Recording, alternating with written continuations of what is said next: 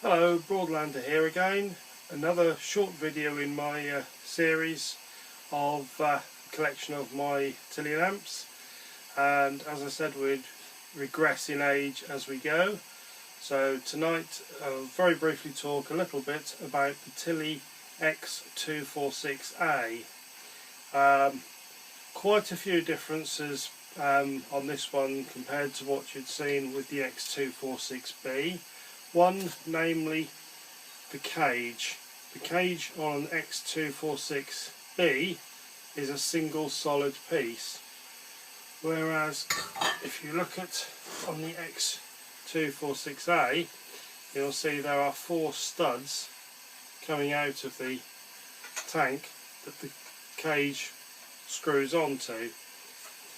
The X246A also has a pressure tit or nipple, which has a small rod inside which should reach level with the top when pumped to full pressure. Sometimes these don't work, other times they're a little bit inaccurate, so I usually stick with the counting of the pumps. Similar to the X246B, it still has an aluminium pump, but it still has the older style brass control cock, but with the later style knob on it. This particular chap is from January 1963. The models, the model X246A was manufactured only for about a 3-year period, and that was from 1961 to 1964. There are 1 or 2 anomalies out there where there's different dates, and this little chappy here is a bit of an as an example of that. It is an no, it's not. It's a BR49A, although it is incomplete, because the idea was that for British Rail BR there would be a piece coming out of the control cock feeding a wick that's built in, so you could light it with its own fuel, i.e. a paraffin source, rather than carrying around methylated spirits. I live in hope that one day I will find the correct control cock for it, and also the wick mechanism. Probably would never use that side of it because it can be a bit smelly indoors using paraffin as a preheating fuel.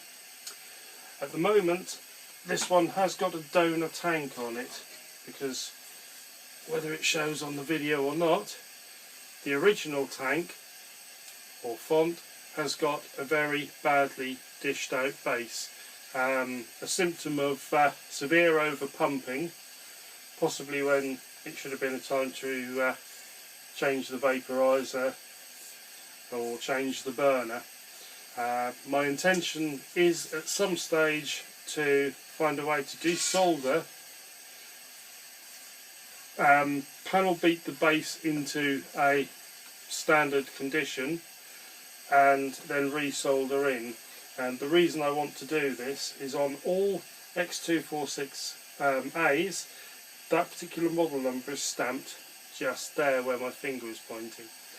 On this one there is no model number stamped on it, and also the date stamp on the base reads July 1965, so obviously this was a BR49A production system that was still in use, or using up old parts just for that particular style of lamp.